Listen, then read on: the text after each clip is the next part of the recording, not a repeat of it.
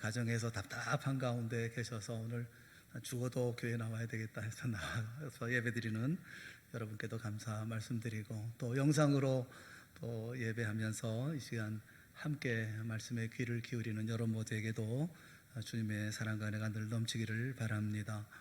오늘처럼 힘들고 어려운 시기를 지날 때면 사람들이 늘 하는 말이 있지요. 그것은 이 또한 지나가리라, 그런 말이에요.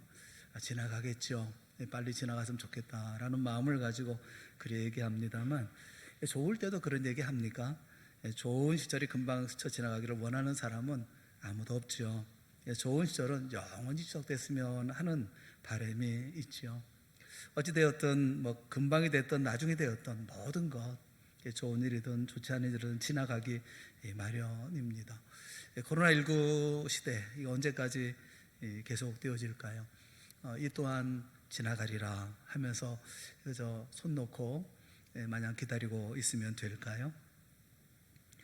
그 계곡의 급류를 헤쳐나가는 래프팅이 있죠. 급류타기가 있습니다. 이 급류타기를 할 때 안전 요원이 강의 위험성에 대해서 먼저 주의사항을 알려줍니다.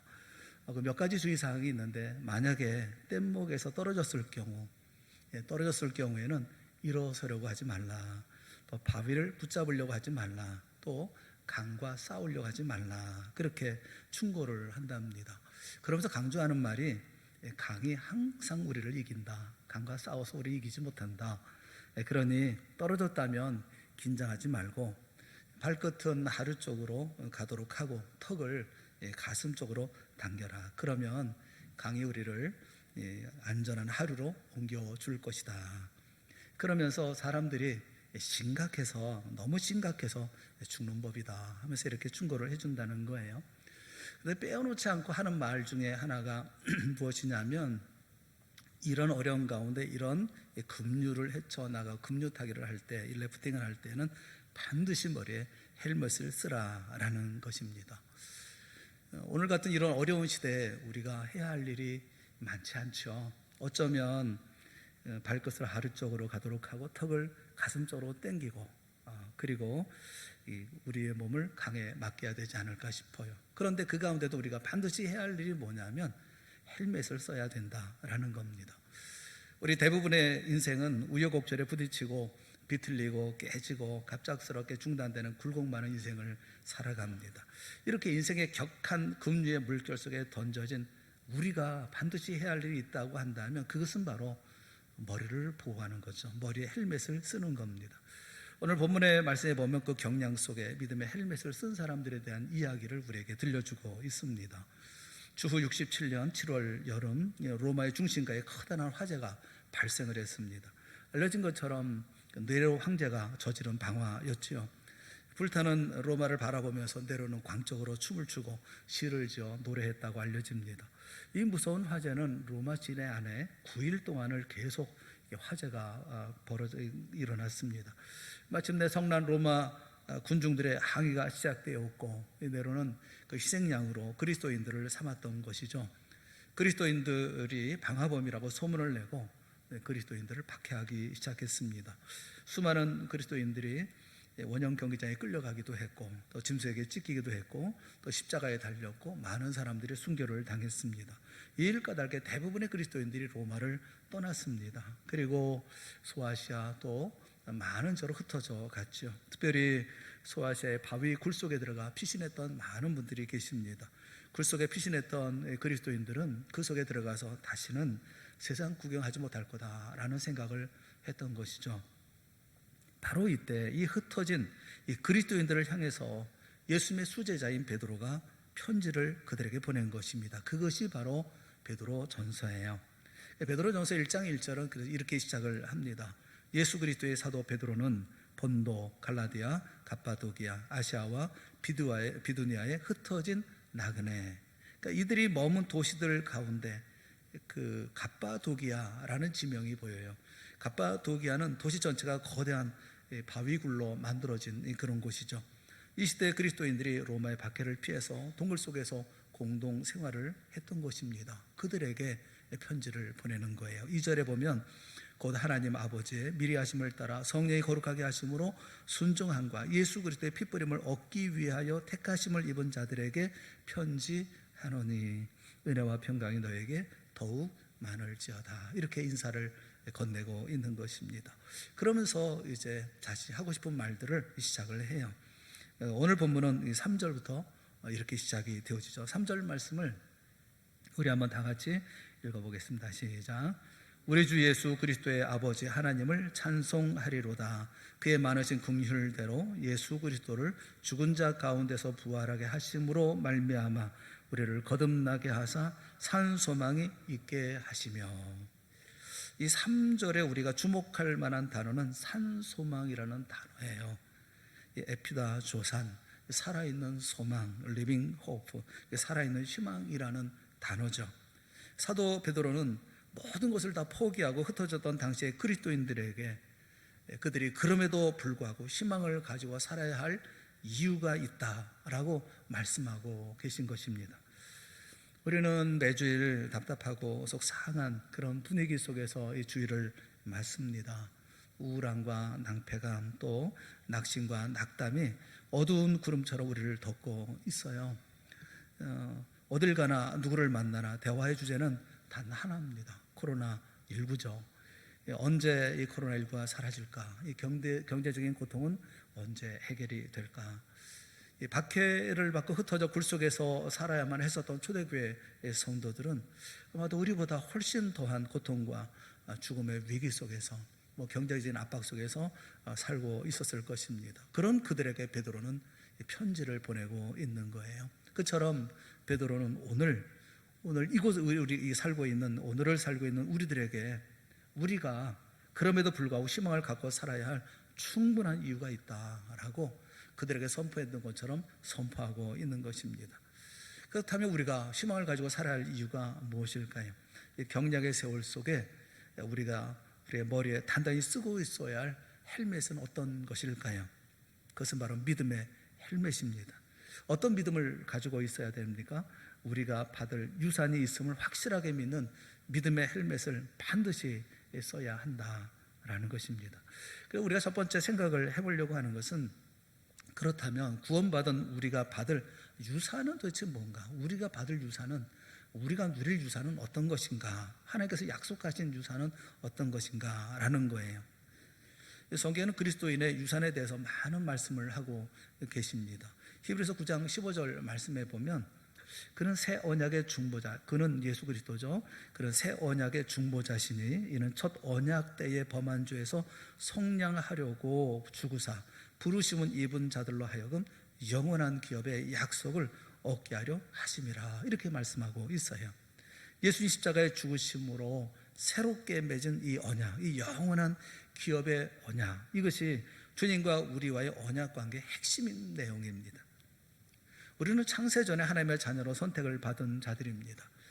우리가 하나님의 자녀가 되므로 이 생과 내 생에서 영원히 우리가 다 써버릴 수 없을 만큼의 유산을 받게 되었을 뿐만 아니라 우리에게는 하나님의 가족의 일원이 누리는 모든 권리와 특권이 주어졌다고 하는 것을 말씀하고 있는 거죠. 그래서 에베소 1장 18절 19절에 보면, 너희 마음의 눈을 밝히사 그의 부르심의 소망이 무엇이며 성도 안에서 그 기업의 영광의 풍성함이 무엇이며 그의 힘의 위력으로 역사하심을 따라 믿는 우리에게 베푸신 능력의 지극히 크심이 어떠한 것을 너희로 알게 하시기를 구하노라 라고 사도 바울은 간절하게 기도를 한 것입니다.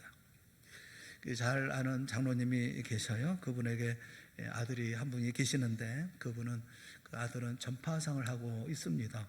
그 전파상은 아주 작은 전파상이에요. 아주 좁은 곳에 좁은 곳을 얻어가지고 전파상을 하고 있어요. 제가 신방을 해서 신방 가서 그분과 이야기를 나누면서, 이 가게를 하는 사람들, 이 사업하는 사람의 꿈은 이렇게 넓히고 또 잘 되고 하는 그런 꿈을 가지고 있는 건 아니겠어요? 이런 꿈을 가지고 있을 텐데 너 계획이 어떤 거냐 이렇게 물어봤어요. 어떤 계획을 가지고 계십니까? 그랬더니 그 아들이 그런 얘기를 하더라고요. 아버지가 가진 재산이 얼마나 많은데요, 이러면서 얘기를 해요. 꿈도 계획도 있는 게 아닙니다. 아버지 죽기를 기다리는 것 같아요. 아닌 게 아니라 그 아버지 장로님은 땅을 많이 가지고 계셨어요.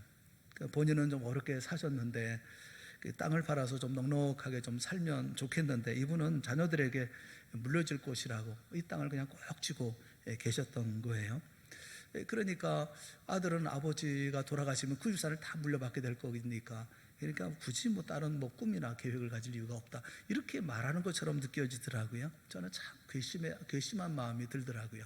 아버지 그렇게 애써서 그래서 땅을 많이 이렇게 간직하고 계시는데, 아들 주려고 이렇게 땅을 가지고 계시는데 아들은 열심히 살 생각은 안 하고 그거 물려받을 궁리만 하고 있고, 그거 됐습니까? 참 안 됐다, 그런 생각이 들고 괘씸한 마음이 들더라고요. 근데 이렇게 나오면서 한편 마음에 어떤 생각이 드냐면, 그 아들이 부럽다, 그런 생각이 들어요. 저희 아버지는 가난했거든요.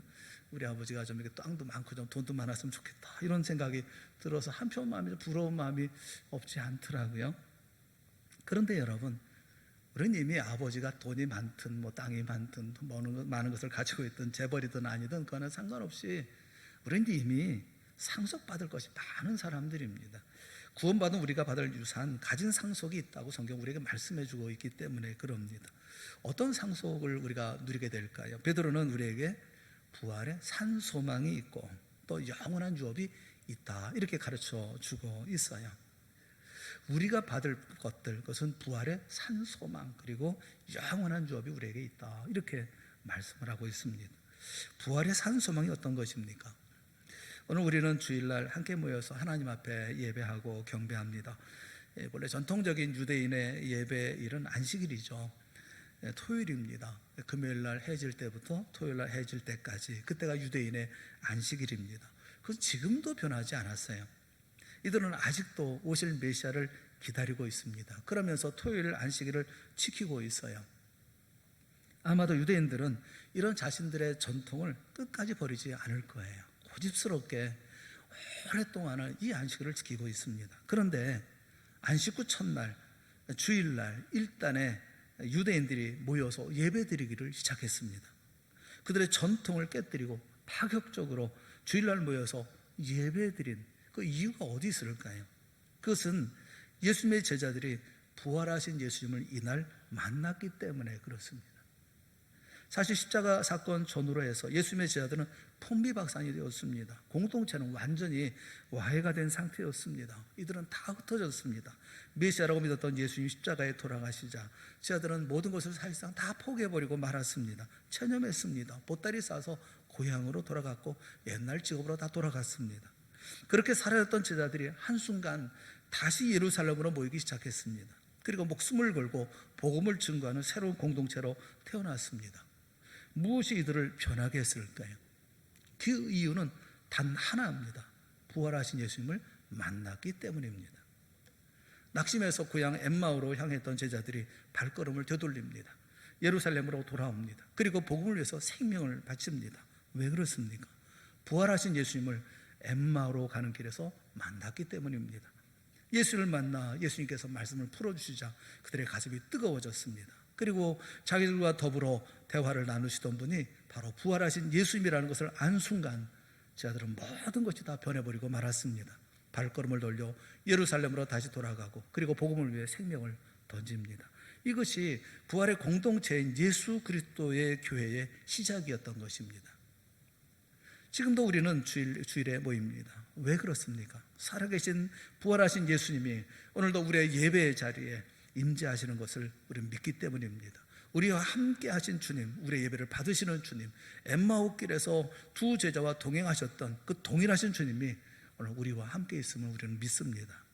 3절 말씀에 보면 우리 주 예수 그리스도의 아버지 하나님을 찬송하리로다. 그의 많으신 공율대로 예수 그리스도를 죽은 자 가운데서 부활하게 하심으로 말미암아 우리를 거듭나게 하사 산 소망이 있게 하시며, 예수 그리스도 우리 주님이 죽은 자 가운데 부활하심으로 말미암아 우리를 그 부활하신 주님이 어떻게 하셨습니까? 거듭나게 하셨습니다. 이 거듭남은 곧 우리의 부활 사건입니다. 다시 사신 주님이 저와 여러분을 다시 태어나게 하셨습니다. 이 사실을 믿기를 주님의 이름으로 축원합니다. 옛사람이 죽고 새사람으로 다시 소생했습니다. 거듭났습니다. 다시 태어났습니다. 이것이 우리가 갖는 부활 신앙입니다. 이렇게 예수 그리스도로 말미암아 거듭난 사람들 안에 성령께서 내주하시고, 그리고 이렇게 내주한 성령께서 우리 안에 살아있는 소망을 주셨습니다. 이 소망은 살아있는 소망이기 때문에 계속해서 우리를 새롭게 합니다. 새로운 인생관을 갖게 하고, 새로운 세계관을 갖게 하고, 새로운 소망을 갖게 하고, 새로운 안목을 가지고 인생을 다시 살게 하십니다. 그래서 우리는 절망하지 않는 겁니다. 낙심하지 않는 겁니다. 고린도후서 4장 8절부터 10절에 있는 말씀을 우리 다 같이 함께 봅시다. 시작. 우리가 사방으로 우겨쌈을 당하여도 쌓이지 아니하며 답답한 일을 당하여도 낙심하지 아니하며 박해를 받아도 버림받지 아니하며 거꾸로 뜨림을 당하여도 망하지 아니하고 우리가 항상 예수의 죽음을 몸에 짊어짐은 예수의 생명이 또한 우리 몸에 나타나게 하려 함이라. 할렐루야. 사방으로 우겨쌈을 당해도 우리는 쌓이지 않습니다. 답답한 일을 당해도 낙심하지 않습니다. 박해를 받아도 버려지지 않습니다. 거꾸로 뜨림을 당해도 망하지 않습니다. 우리는 늘 생명의 삶을 살아갑니다. 왜냐하면 우리는 거듭난 사람, 부활의 소망을 가지고 살아가는 사람들이기 때문에 그렇습니다. 이제 나사로를 주제로 한 연극이 있었어요. 나사로가 무덤에 있다가 이제 다시 예수님께서 다시 나사로야 나오라 말씀하셔서 부활하고 다시 살아나는 장면에 대한 이런 모든 그 내용을 담고 있는 연극인데, 그 가운데 인상적인 대목이 있어요. 성경에 나오는 부분은 아니지만 아마 그런 일이 있었을 것 같다 하는 그런 생각이 들어요. 그 동네 사람 한 사람이 부활한 나사로에게 질문을 합니다. 무슨 질문을 하느냐 하면, 죽었다가 살아났는데 뭐가 달라졌나? 죽었다가 살아났으니까 뭐 달라진 게 있을 거 아니겠어요? 뭐가 다른가? 뭐라고 대답할까? 근데 나사로가 이렇게 대답을 합니다. 제게는 더 이상 두려움이 없습니다. 두려움이 없습니다. 왜 두렵습니까? 몰라서 두렵죠. 죽음 이유를 알지 못하니까 죽음이 두려운 거 아니겠어요? 내일을 모르기 때문에 내일 미래가 두려운 것이 아니겠습니까? 그런데 죽었다가 다시 살아난 나사로, 죽음을 봤어요. 그러니 그에게 무슨 두려움이 있겠어요? 죽었다 살아난 사람에게는 두려움이 없습니다. 주님의 보혈로 거듭난 우리, 무엇이 달라졌습니까? 두려움이 사라졌어요. 우리에게는 소망으로 가득 차 있는 것입니다. 우리는 산 소망을 가지고 살아가는 사람들이기 때문에 그렇습니다. 사랑하는 성도 여러분, 여러분이 살아계신 예수님을 만나 거듭난 사람이라면 우리를 둘러싸고 있는 삶이 아무리 어렵고 아무리 힘들어도 절망해서는 안 되는 것입니다. 우리 절망하기는 아직 이르기 때문에 그렇습니다. 우리는 소망을 가지고 살아야 할 충분한 이유가 있는 사람들이기 때문에 그렇습니다. 우리가 다시 살았기 때문이고 주님이 우리와 함께 하시기 때문에 그렇습니다. 무력한 자리에서 한숨 쉬고 탄식하지 마십시오. 낙심하고 포기하지 마십시오. 주님은 우리에게 산 소망을 주셨습니다. 거듭난 우리에게 주셨던 산 소망이 있습니다. 주님을 찬양하고 두려움 없이 산 소망의 삶을 살아가는 우리 모두가 다 되어질 수 있기를 주님의 이름으로 축원합니다. 우리는 소망, 세상 사람이 가지고 있는 그런 죽은 소망이 아니라, 이 세상에 있는 소망이 아니라 산 소망을 가지고 살아가는 사람들, 이것은 우리가 물려받은 사람들이다라는 겁니다. 또 한 가지는, 두 번째는 영원한 유업을 받은 사람들이에요. 1세기 성도들이 경험한 일이 어떤 일인지 여러분 아십니까? 그들은 자신이 가진 모든 것들을 다 빼앗기고 무너지고 하는 삶을 경험을 했습니다. 히브리서 10장 34절 말씀을 보면 그들의 모습에 대해서 잠깐 우리가 곁눈질로 볼 수 있는 부분이 있어요. 너희가 갇힌 자를 동조하고 너희 소유를 빼앗기는 것도 기쁘게 당한 것은 더 낫고 영구한 소유가 있는 줄 알미라, 이렇게 말씀을 해요. 초대교회 성도들은 갇혔습니다. 그것만 아니라 자신이 가지고 있던 모든 소유도 빼앗겼어요. 그런데 그렇게 자신의 소유를 빼앗기면서도 그들은 기뻐했다, 기쁘게 당했다라고 말합니다. 그 이유가 뭐죠? 더 낫고 영구한 소유가 있는 줄 알기 때문이다 라고 말씀을 해요. 세상에 있었던 모든 소유들은 다 잃어버린다 할지라도 결코 빼앗기지 않는, 흔들릴 수 없는 영원한 소유가 내게 있는 줄 알기 때문에, 그래서 그들은 기쁘게 당했다, 이렇게 말씀합니다. 이것이 초대교회 성도들이 가지고 있었던 저력이죠. 그리고 생동감 있는 삶의 근거였죠. 베드로전서 1장 4절 말씀을 우리 한번 같이 읽어봅시다. 다 같이 시작. 썩지 않고 더럽지 않고 쇠하지 아니하는 유업을 있게 하시나니 곧 너희를 위하여 하늘에 간직하신 것이라. 우리를 위해서 하늘에 간직한 유업이 있다. 우리를 향하신 유업이 있는데 이 유업을 세 가지로 설명합니다. 썩지 않는다, 또 더럽지 않다, 또 쇠하지 않는다, 이렇게 설명을 합니다. 그런 유업이다. 여기 썩지 않는다라는 것은 영원한 유업이라는 것인데, 여기 썩지 않는다는 아프사토스라고 하는 이 말은 부패하지 않는 영구한 것을 말합니다.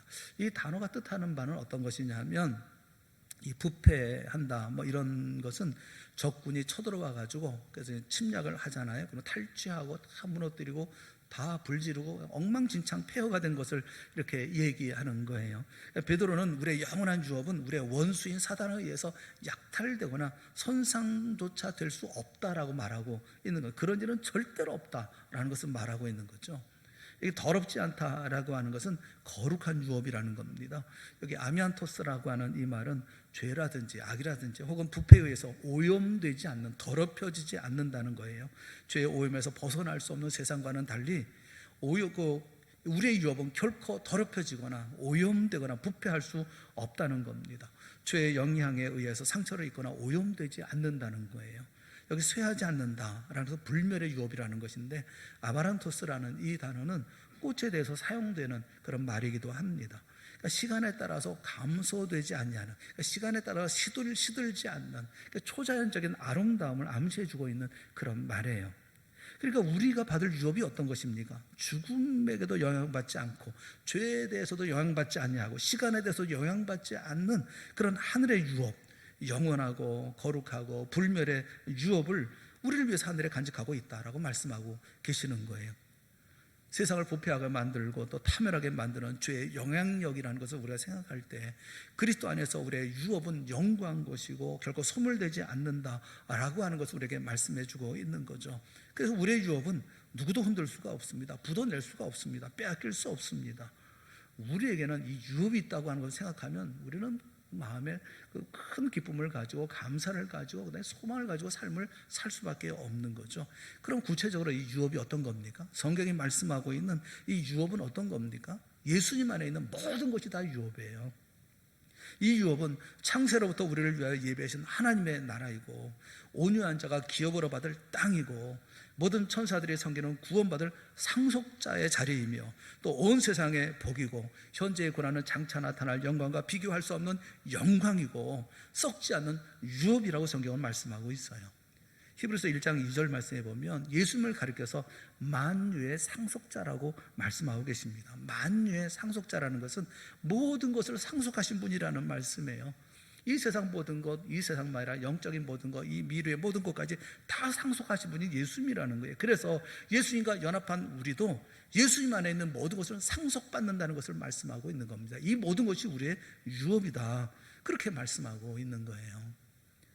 사랑하는 여러분, 1세기를 살던 우리 믿음의 선배들의 순교적 신앙은 어디서부터 온 걸까요? 죽음을 무릅쓰고라도 자기 신앙을 포기하지 않고 끝까지 믿음을 지켰던 이유는 뭘까요? 자산이 몰수되는 것은 말할 것도 없고 집에서 쫓겨나고, 그뿐만 아니라 잡혀서 야생동물의 밥으로 던져지기도 하고, 일부는 야수의 가죽을 입혀놓고 톱으로 썬 뒤에 숨을 거둘 때까지 개들이 먹어 치우게 하는가 하면 초로 만든 그런 딱딱한 셔츠를 입혀놓고 차축에 단단히 묶은 채 불을 붙여놓아 정원을 밝히는 횃불로 사용하기도 했습니다. 펄펄 끓는 기름통 속에 집어넣기도 하고 몽둥이로 구타해서 죽음에 이르기도 했습니다. 무거운 돌을 올려놓아 압사시키고, 어떤 이들은 상처 투성이인 발로 가시라든가 못이라든가 날카로운 조개 등을 밟고 지나가게 했어요. 채찍질을 당하고 화형에 처하기도 했습니다. 하지만 그들은 찬양을 멈추지 않았어요. 죽음 앞에서도 기쁨으로 노래했습니다. 이렇게 하나님을 노래하는데 주저하지 않았고 흔들리지 않았습니다. 무엇이 이들을 이렇게 지킬 수가 있었을까요? 이런 초기 그리스도인들의 삶을 두고 땅 위에서의 박해와 땅 아래서의 기도의 삶이었다라고 말합니다. 땅 위 콜로세움에서 죽임을 당하고 그 땅 아래 카타콤에서 그들은 기도했다는 거예요. 제임스 그레이라는 신학자는 이런 말을 했어요. 고향 가는 길이 확실한 길이라면 그 길에 조그만 어려움이야 얼마든지 견딜 수 있지 않겠습니까? 고향 가는 길이 확실한 길이라고 하면 그 길에 조금 어려움이 있다 하더라도 우리 얼마든지 견딜 수 있지 않겠습니까? 올해 명절은 고향으로도 갈 수 없게 되었습니다. 고향에 오지 말라고 하니까 갈 수도 없게 되었어요. 추석, 그러나 예전에 구적이라든가 이럴 때는 길이 메워지게 다 이렇게 고향으로 가지 않습니까? 고향 가는 많은 분들이 그런 생각을 많이 할 거라고 생각을 해요. 내가 다시는 고향 가나 봐라. 내가 이게 금전이 마지막이다. 뭐 그렇게 생각을 하지만 고생하며 가지만, 그런데 그 다음 해가 되면 또 갑니다. 왜 갑니까? 고향에 도착하는 순간 다 잊어버리기 때문에 그런 거죠. 고향에 찾아온 기쁨, 부모, 형제를 만난 기쁨 때문이 아니겠습니까? 사랑하는 여러분, 천국의 영원한 소망이 확실하다면 그 길에서 당하는 작은 어려움은 견딜만 하지 않은가요? 우리에게는 영원한 하나님의 나라의 유업이 있습니다. 우리에게 주신 이 약속의 말씀, 주님이 상속한 모든 것을 상속받을 것이라고 하는 이 약속의 말씀을 신뢰하며 믿고, 그리고 확실한 여러 모두가 될 수 있기를 주님의 이름으로 축원합니다. 베드로는 베드로서 1장 5절에서 하나님의 성도의 유업뿐만 아니라 유업을 얻기 위해서 성도를 보호하신다라고 말씀을 해요. 1장 5절 말씀에 보면 너희는 말세에 나타내기로 예비하신 구원을 얻기 위하여 믿음으로 말미암아 하나님의 능력으로 보호하심을 받았느니라, 그렇게 말씀합니다. 여기 보호한다, 보호하심을 받았다. 근데 보호한다라는 프루레오라는 말은 군사적 용어입니다. 감시한다, 보초선다, 망을 본다, 안전하게 하다, 지킨다, 이런 뜻을 가지고 있어요. 근데 이 말은 그 의미가 특공대가 요새를 사수하는 것을 가리킨다고 그래요. 특공대가 요새를 사수해 나가는 것을 보호한다, 이 프루레오라고 얘기를 한다고 그래요. 그러니까 하나님은 자신의 유업의 상속자인 우리를 어떻게 지키신다는 겁니까? 특공대가 요새를 사수하는 것처럼 이렇게 우리를 철저히 지켜주신다라는 거예요. 여기 말세에 나타내기로 예비하신 구원, 예비하신 구원이라는 말에 이 예비라는 헤토이모스라는 말은 이런 얘기입니다. 마침 오케스트라가 무대 위에 다 정돈해서 이제 자리를 잡습니다. 그리고 튜닝하잖아요. A음에 맞춰 다 튜닝을 다 끝내잖아요. 다 튜닝을 다 끝내고 난 다음에 공연 시작을 알리는 커튼이 올라갈 것을 막 기다리고 있는 상태. 커튼만 올라가면 이제 바로 연주가 시작되는, 이게 준비 완료됐다라는, 예비했다는 말이에요. 하나님이 유업을 주신 모든 복을 우리가 지금 여기서 누릴 수 있도록 준비가 끝났다, 다 준비해 놓으셨다라는 말이에요. 물론 하늘에서 영원히 누릴 복은 너무나 안전하게 보관되어져 있지요. 그런데 이렇게 예비되고 준비되고 보호받는 이런 우리의 유업을 누리지 못한다고 한다면 그 얼마나 어리석은 일입니까? 이걸 바라보지 못한다고, 알지 못한다고 한다면 그 얼마나 어리석은 일이겠냐고요. 지난 시간에 한번 책에서 말씀드린 적이 있는데, 행복한 사람은 있는 것을 사랑하고 불행한 사람은 없는 것을 사랑한다, 그런 제목의 책이 있다고 말씀드렸죠. 레지나 브렛이라고 하는 사람이 쓴 글 가운데 그런 글이 있어요. 이분이 암에 걸렸다고 그래요. 암에 걸렸는데, 그런데 친구가 그에게 선물을 했습니다. 암에 걸렸는데 이제 선물을 해줬어요. 무슨 선물을 해줬나 보니까 모자를 선물을 해준 거예요. 모자. 아니, 암에 걸렸는데 모자를 왜 줍니까? 근데 그 모자에는 글자가 새겨져 있대요. 인생은 아름다운 것, 인생은 아름다운 것, 이렇게 순화져 새겨져 있는 모자. 이거 보통 야구 모자 같은 그런 모자를 줬다는 겁니다. 도대체 이걸 뭐에 쓰라는 건가? 그런데 이제 항암 치료 받고 그러니까 머리카락이 자꾸 빠지고 그래가지고 가발을 쓸까 이렇게 생각하다가 그 모자를 써야 되겠다 해가지고 모자를 쓰고 다녔대요. 그래서 계속 매일같이 언제나 이 모자를 쓰고 다녔다고 합니다. 그런 사이에 몸도 많이 좋아지고 머리카락도 이제 자라고, 그러면서 이제 암이 회복이 되어졌어요. 근데 그런 얘기를 들었던 어떤 친구가, 자기도 이제 암이 생긴 친구가 그 모자 나한테 주면 안 되겠냐. 그래서 이 모자를 쓰고 암을 고친 그런 모자니까 아마 그래서 자기도 모자 좀 빌려달라 해가지고 그래서 이 모자를 빌려줬다고 그래요. 이 모자가 돌고 돌아가지고 무려 11년 동안 수없이 많은 사람들이 이 모자를 썼다는 겁니다. 근데 이 모자의 별명이 항암 모자, 이렇게 항암 모자, 이렇게 암에 걸린 사람이 쓰고 이렇게 이 항암 치료를 받았던 모자. 11년 동안 수많은 사람, 셀 수 없는 많은 사람들이 이 모자를 쓰고서 암을 고쳤다는 거예요. 거기에 이름을 열거했는데 무슨 알린, 조인, 세럴, 케아, 실리안, 쭉 이름을 그렇게 했는데 이름을 적을 수 없을 만큼 그렇게 많은 사람이 11년 동안 그 모자를 썼답니다. 그러니까 얼마나 나달나달하게 헤어졌겠어요. 그런데 패트릭이라고 하는 37살 난 사람이 대장암에 걸렸는데 그 모자를 쓰면 안 되겠냐 이렇게 요청을 해서 이 사람이 대장암에도 될까? 그분은 유방암이니까 대장암에도 될까? 이렇게 생각했다는데 저는 그 얘기를 들으면서 막 웃었어요. 유방하면 되나? 그것도 안 되잖아요. 모자 쓰면 나아지나?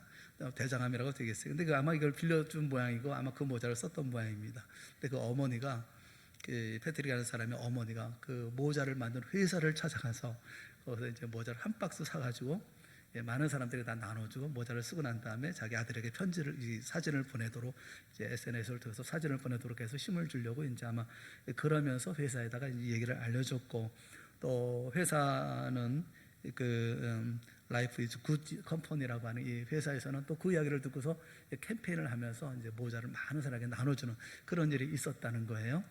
자기가 쓴 모자 하나, 항암을 치료했던 모자 하나를 많은 사람이 돌려 쓰고, 그것이 이제 오히려 그 모자, 그 인생은 아름다워라고 쓴 그 모자 하나, 그 모자를 많은 사람들이 함께 다 쓰게 되는 그런 계기가 됐다는 겁니다.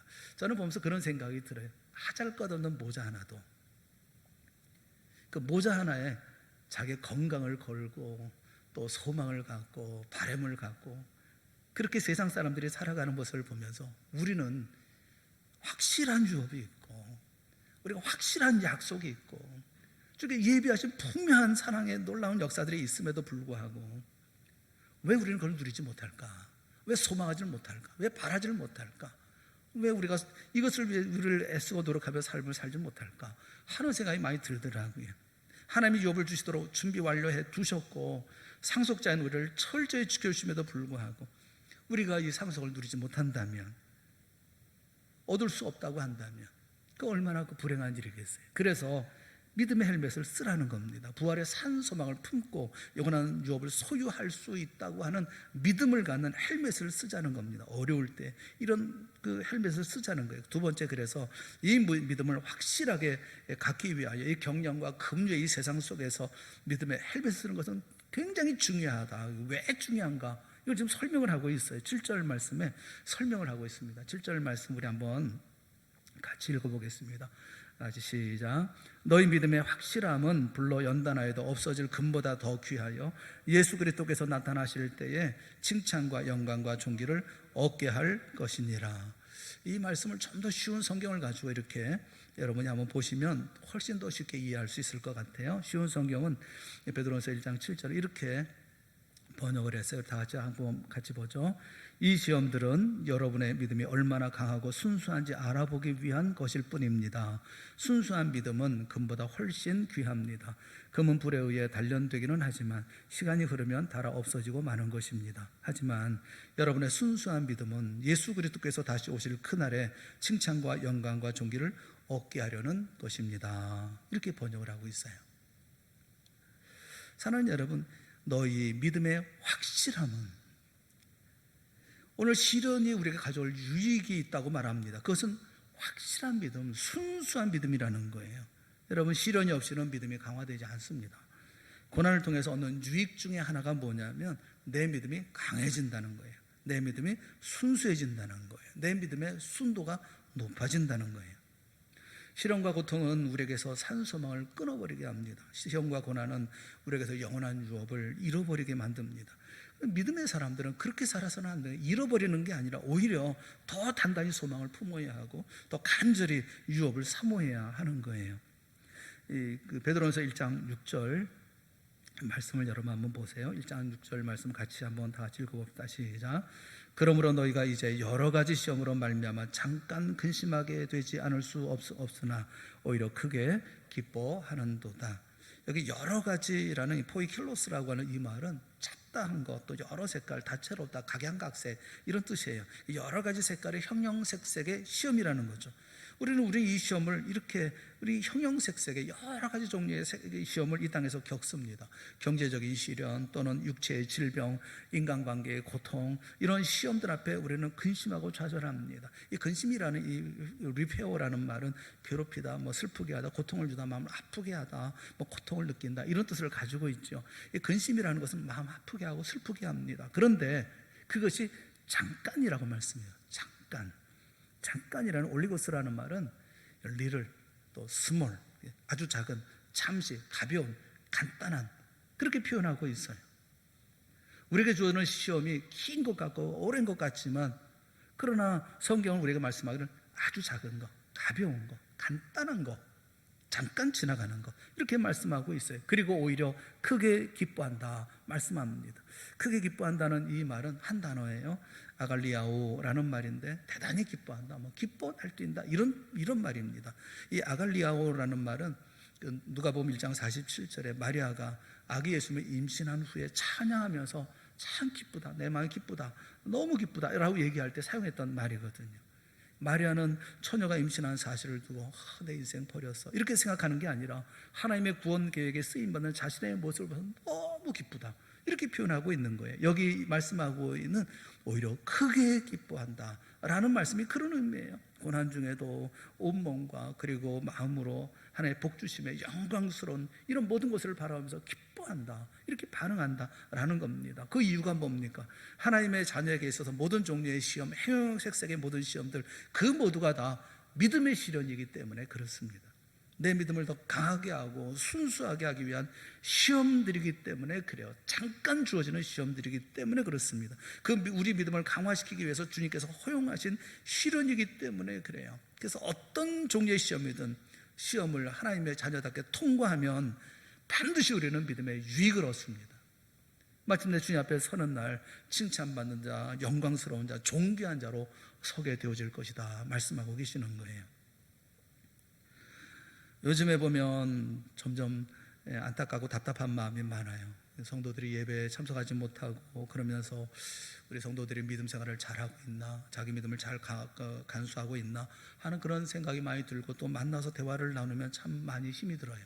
끊임없이 위로도 해야 되고 격려도 해줘야 되고 또 믿음도 가지라고 또 설득도 해야 하고, 또 당연히 제가 해야 할 일이지만 안타까운 마음이 참 많습니다. 그럴 때면 꼭 주님의 말씀이 생각이 나요. 누가복음 18장에 보면 예수님께서 과부와 재판장의 비유를 말씀하십니다. 어떤 도시에 하나님을 두려워하지 않고 사람을 무시하는 재판장이 있어요. 그런데 한 억울한 과부가 그에게 가서 원한을 풀어달라고 그렇게 간청을 합니다. 안 듣습니다. 그런데 재판장이 속으로 생각을 해요. 내가 하나님을 두려워하지 않고 또 세상 사람을 무시하지만 이 과부가 번거롭게 하니 원한을 풀어줘야 되겠다. 그렇지 않으면 늘 와서 나를 괴롭게 하겠구나. 그래서 그 말을 들어주었다라는 거예요. 그렇게 말씀하시면서 누가복음 18장 7절에 보면 하물며 하나님께서 그 밤낮 부르짖는 택하신 자들의 원한을 풀어주지 아니하시겠느냐, 그들에게 오래 참으시겠느냐 말씀하십니다. 그리고 이어서 8절에 보면 내가 너에게 이르노니 속히 그 원한을 풀어주시리라, 풀어주실 거다. 그러나 뭐라고 말씀합니까? 인자가 올 때 세상에서 믿음을 보겠느냐 하시니라. 교회 문턱에 드날면서 주여 주여 청원하면 들어주실 거다, 들어주신다. 그러나 믿음으로 스스로 이기고 견디고 승리하는 믿음의 사람을 인자가 올 때 볼 수가 있을까? 그렇게 말씀하고 계신다고요.